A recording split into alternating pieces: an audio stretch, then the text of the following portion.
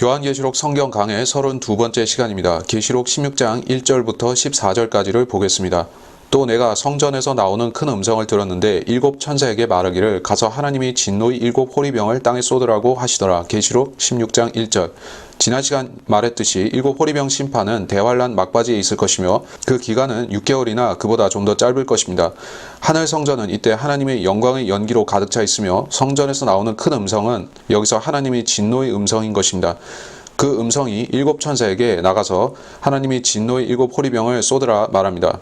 그러므로 첫째가 가서 자기 호리병을 땅에 쏟으니 그 짐승의 표를 가진 자들과 그의 형상에 경배한 자들 위에 악취가 나는 심한 헌대가 생기더라. 계시록 16장 2절. 첫째 호리병의 심판은 짐승의 표를 받고 그 형상에 경배한 자들에게 심한 피부병이 생기는 것입니다. 대환란 때 하나님의 심판으로 인해 나타날 이 질병에 대해서 신구약 여러 곳에 직간접으로 암시가 되어 있기 때문에 그 부분을 살펴보겠습니다. 먼저 구약에서 문둥병에 대해서 경고한 대목입니다. 보라, 그 질환이 집 안에 퍼지면 그것은 집 안에 있는 부식성 문둥병이니 그것은 불결하니라. 레위기 14장 44절.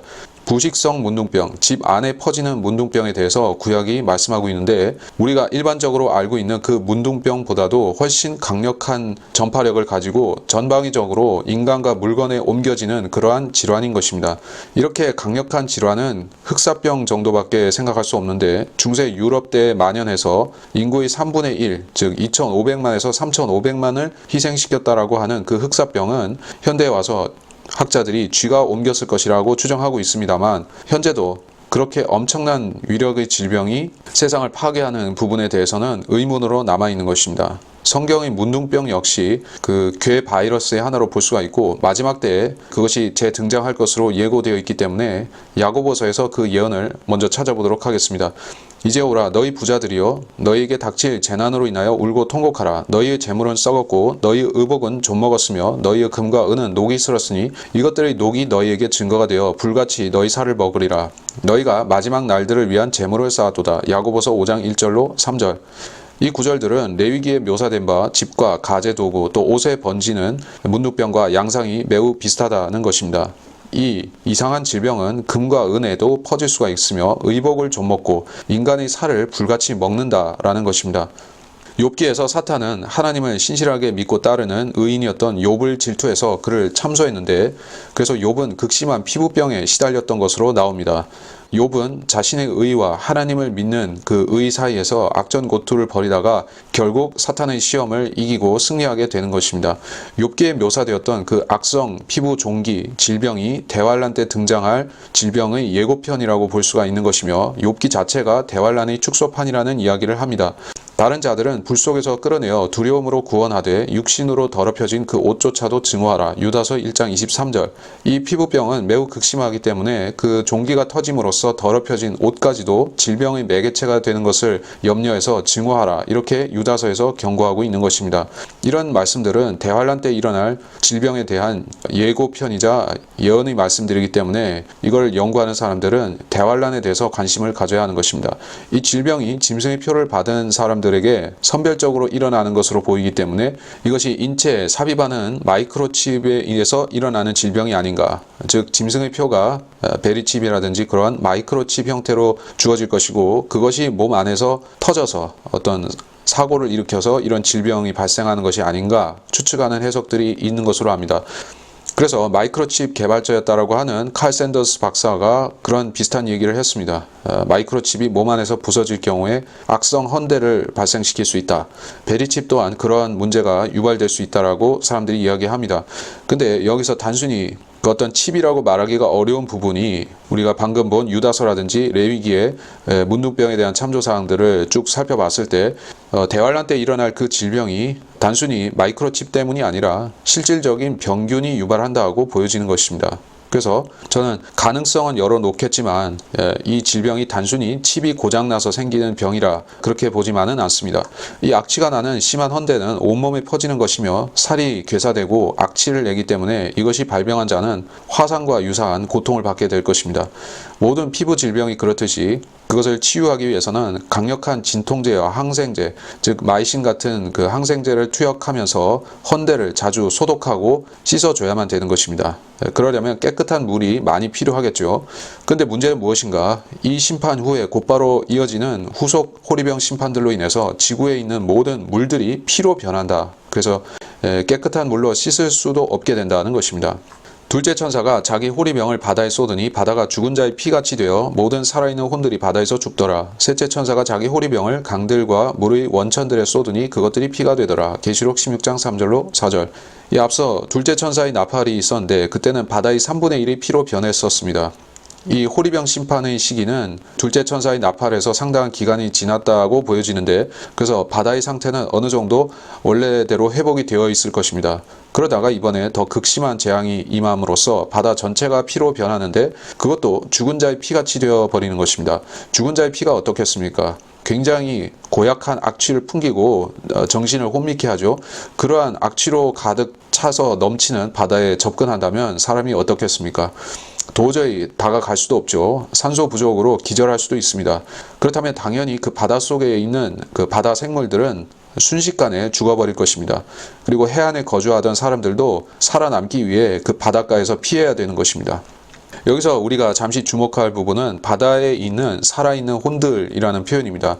여기에 living soul이라는 표현이 쓰여졌는데, 살아있는 혼이라는 이 표현은 성경에 자주 등장하지는 않습니다.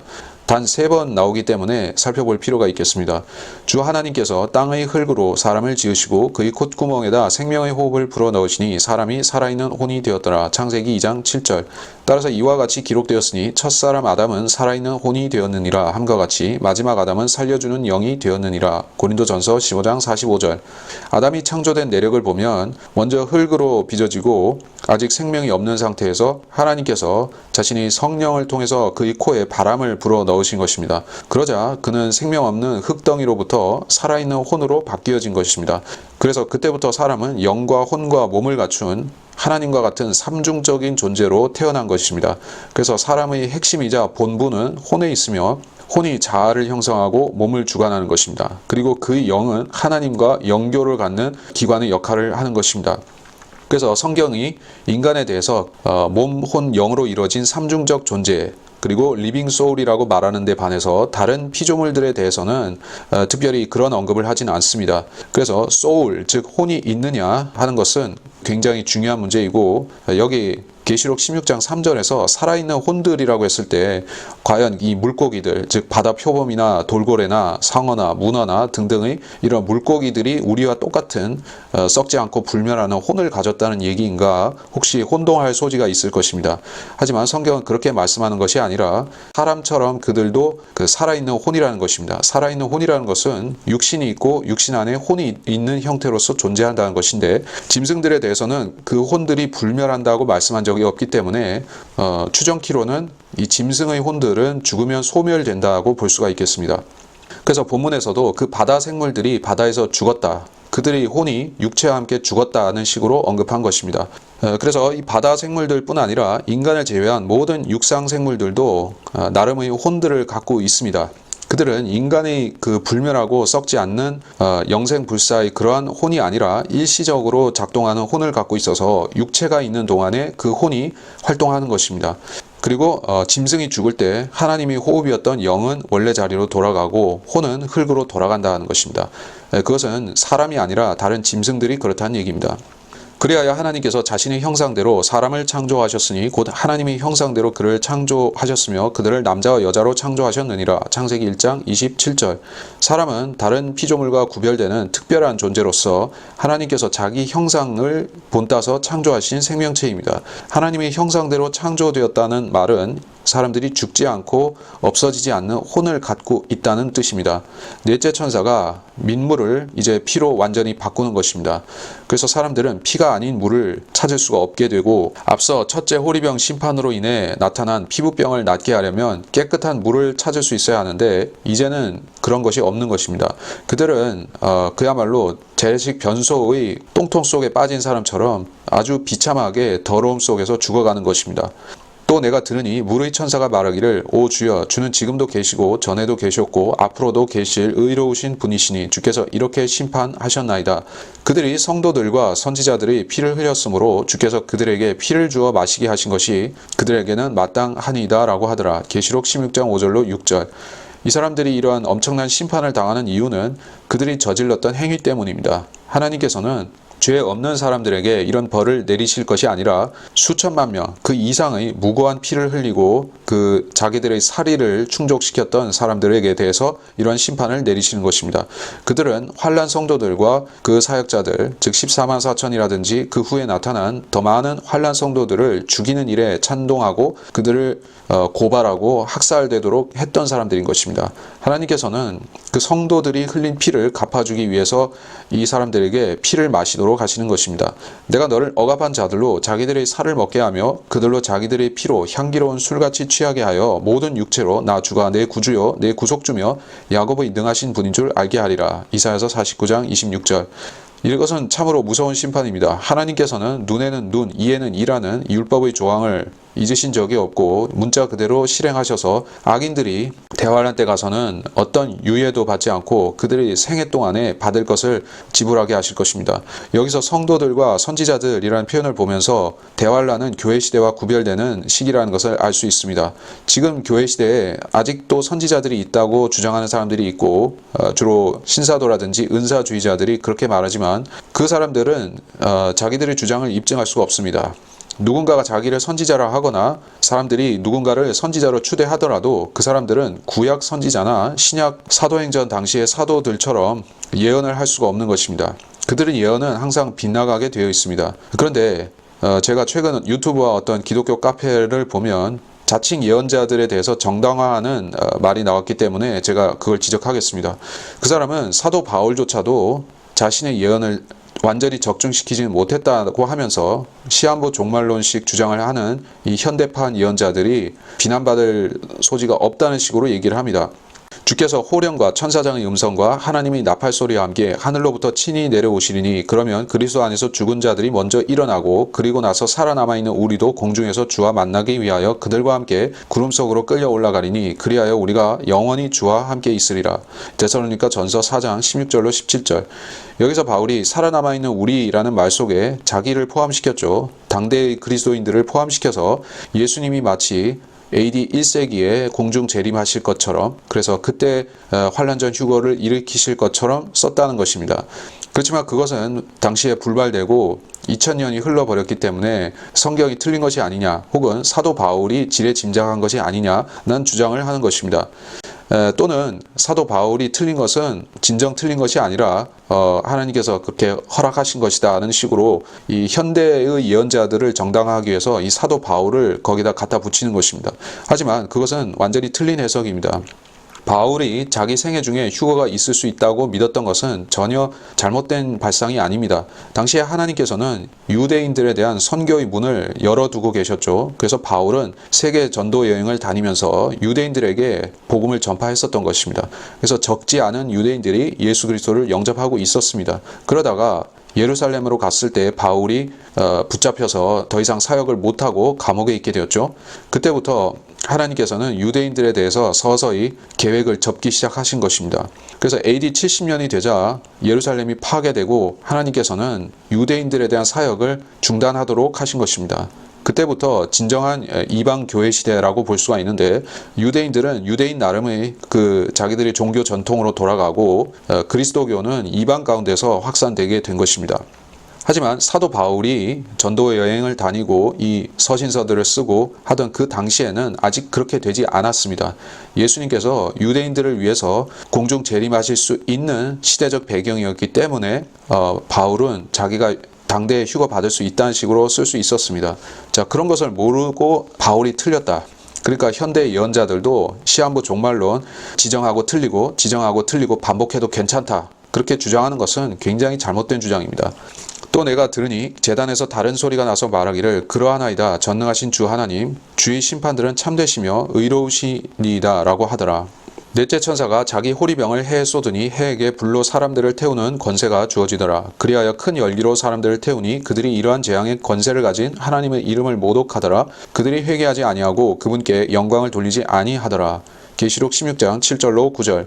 자, 하늘 성전에서 계속해서 소리가 나오는데 연기 때문에 직접 볼 수는 없지만 요한은 목소리로 분별하고 있습니다. 그래서 7절에 나온 음성은 앞서에 발하여졌던 하나님의 음성과는 다른 이의 음성이다 라고 얘기하고 있습니다. 그렇다면 예수 그리스도의 음성일 것으로 보여집니다. 넷째 호리병 재앙은 무엇인가? 해를 움직여서 그 열기로 인해 사람들을 구워버리도록 만드는 것입니다. 근데 좀 더 문자적으로 본문을 들여다본다면 해가 초목들을 태운다, 집들을 태운다 그렇게 언급되지는 않습니다. 8, 9절에 보면 사람들을 골라서 태우는 것처럼 보여집니다. 행간의 의미로 사람 외에 다른 것도 포함된다고 볼 수도 있겠지만 저는 해가 불로 사람들을 직접적으로 조명해서 태운다는 의미로 보고자 하는 것입니다. 작년 그리고 올해 캘리포니아에 산불이 많이 나고 있죠. 그 산불들은 굉장히 이전의 산불들과 다르고 이상한 양상을 보이고 있습니다. 그것들은 집과 자동차, 사람을 타격해서 완전히 잿더미로 만들지만 가로수들은 건드리지 않는 것처럼 그렇게 이상하게 휩쓸고 가는 것입니다. 혹자는 그것이 다이렉트 에너지 웨폰이다. 그 미 정부에서 비밀리에 개발한 무기로서 군용기에서 레이저 빔을 쏴서 목표물을 선별적으로 태워버리는 무기가 아닌가라고 추정하기도 합니다. 인간이 하나님의 능력을 이처럼 모방해서 선별적으로 사람이나 물건을 태울 수 있다고 하면 하나님께서는 태양을 식혀서 더 잘 하실 수도 있을 것입니다. 우리는 앞서 거짓 선지자가 하늘에서 불이 내려오게 만드는 이적도 보았는데 그렇기 때문에 대환란 때 이런 류의 기적이 더 많이 일어날 것입니다. 이번에 일어나는 재앙은 해가 지상에 있는 사람들을 골라가면서 태워버리는 것입니다. 아마도 짐승의 표를 받은 자들에게 집중적으로 조명을 하고 그들에게 고통을 주는 것입니다. 하늘의 별들은 이 평평한 지상에 떠 있고 마치 조명 등과 같은 작용을 하죠. 그리고 더 큰 해와 달도 땅을 비추는 서치라이트 같은 조명인 것입니다.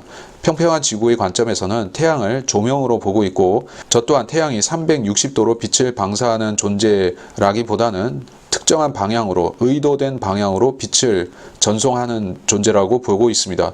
그렇다면 나아가서 하나님께서 원하시는 대로 어떤 특정 사람들을 괴롭게 하는 일에 이 태양이 쓰일 수도 있는 것입니다.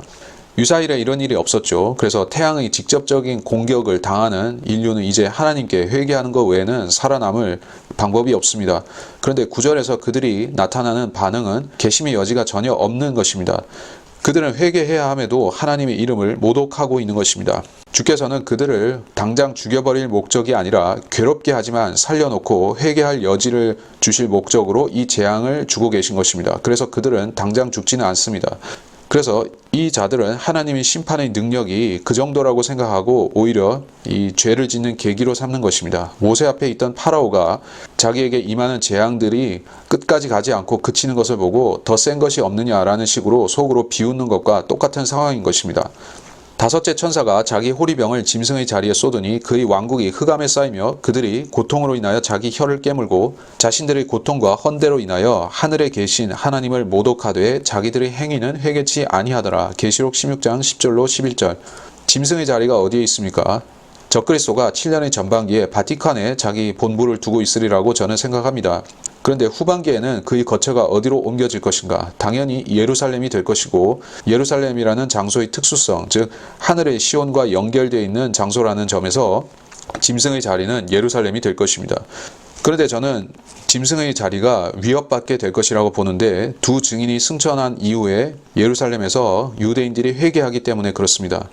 또 그가 자기의 궁전 장막을 바다들 사이에 있는 영광스러운 거룩한 산에 세울 것이라.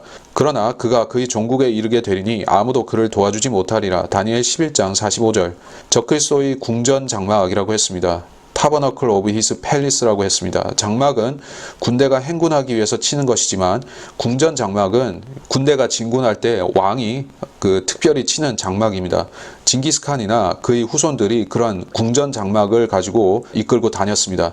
그래서 자기들이 거주할 수 있는 그야말로 이동식 궁전을 지었는데 적들은 그것을 보고 상당한 두려움을 느꼈던 것입니다. 적그리스도는 바다와 바다 사이, 즉 이스라엘의 지중해와 사해 사이에 있는 시온 지역에 궁전 장막을 세울 것이라는 얘기입니다. 그 장막은 성전과는 다른 것인데, 그러니까 왕이 거하는 궁전과 성전은 틀립니다. 적그리스도의 형상은 성전에 세워질 것이고 적그리스도 자체는 이스라엘의 왕으로서 궁전 장막 안에 있을 것이다는 얘기입니다. 거룩한 산은 예루살렘 전체를 가리키는 표현이 될 수 있고 꼭 성전이 세워진 그 산만 가리키는 것은 아닙니다. 아마 적그리스도는 옛 다윗이 지었던 그 궁터에 자기 장막을 만들 수도 있을 것 같습니다. 이 흑암의 재앙은 이집트에 내려졌던 흑암과 같은 재앙입니다. 일식 현상이 아니라 여기 본문에서 해가 검게 되었다고 말씀한 것이 아니라 흑암에 쌓이는 것으로 말씀하고 있기 때문에 그렇습니다. 하나님께서는 원하신다면 어떤 특정 사람들에게 대낮에도 흑암을 씌워버리실 수가 있는 것입니다. 영적으로도 흑암은 괴로운 것이지만 이 물리적이고 실질적인 흑암 속에 들어간 사람들은 엄청난 고통에 시달리게 되는 것입니다. 그렇다면 각종 인공 조명들이 풍부하게 있고 전기도 있는 대도시에서 이런 것이 문제가 될까요? 적그리스도는 조명을 할 수 있을 텐데 왜 그 적그리스도와 추종자들은 이 흑암을 극복하지 못하고 고통으로 인해서 괴롭힘을 당하는 것일까요? 주께서 모세에게 말씀하시기를 하늘을 향하여 내 손을 내밀어 뻗쳐서 이집트 땅 위에 어둠 곧 더듬을 만한 어둠이 있게 하라 하시니라. 모세가 하늘을 향하여 그의 손을 뻗치니 짙은 어두움이 이집트 땅 전역에 3일 동안 있어 3일 동안 그들이 서로를 보지 못하고 자기 처소에서 아무도 일어나는 자가 없더라. 그러나 모든 이스라엘 자손들은 그들의 거처에 빛을 가졌더라. 출애굽기 10장 21절로 23절. 어떤 강력한 탐조등이나 랜턴이나 레이저광이나 등등이 소용이 없는 흑암이 닥쳤다는 것입니다. 그것이 너무나 극심하기에 코앞의 사물도 볼 수가 없을 지경이고 모든 인공적인 형태의 조명을 능가해버리는 어둠입니다. 모세 당시에 이집트인들도 분명히 연료를 태워서 불들을 지펴보았을 것입니다. 심지어 어떤 사람들이 이야기하기를 고대 이집트에는 전기가 있었고 전등도 있었다는 이야기도 합니다. 그렇다면 그들이 밤을 밝힐 줄 몰랐기 때문에 이 흑암의 재앙에 무기력하게 속수무책으로 당했겠습니까? 그런데 이번에 닥친 그 재앙은 인공적으로 빛을 내는 것을 무용화시키는 것입니다. 이 사람들은 앞서 재앙으로 인해서 이미 만신창이가 되다시피 하죠. 악성 종기에서 고름이 흐를 것이고 피밖에 마시지 못해서 목은 타고 있고 햇빛에 살이 익어서 더 큰 고통을 입고 있습니다. 그런데 이제는 마음대로 움직이지도 못하는 채로 흑암을 견뎌야 하는 심판을 받는 것입니다. 그래서 그들은 그야말로 지옥에 있는 것과 같은 체험을 살아서 하고 있는 것입니다. 놀라운 점은 이 사람들이 아직도 여전히 회개하지 않고 하나님을 거부하고 저주한다는 데 있습니다. 어떻게 생지옥에 들어간 인간이 하나님을 찾지 않을 수가 있습니까? 인간이 위기에 처하면 하나님 맙소사라든지 하나님을 믿지 않는 사람들도 하나님을 간절히 찾는 것이 당연지사라고 보지 않습니까? 그런데 이렇게 심한 고통 속에 들어간 인간들이 하나님을 찾기는커녕 정반대로 저주하고 모독한다는 것은 이해하기가 힘든 일입니다. 근데 성경은 원래 인간이 그럴 수 있는 존재라고 말씀하고 있습니다. 사람이 원래 선하게 태어났다고 생각하는 인본주의자들, 행위구원을 믿는 사람들은 이렇게 생각하지 않지만 성경은 사람이 환경이 나빠질수록 더 자기를 신뢰하고 하나님을 멀리한다고 얘기하는 것입니다. 시련을 겪을수록 사람은 성숙하고 배우는 경우도 있지만 대부분의 경우에 그 시련을 겪으면 더 완악해지는 것입니다.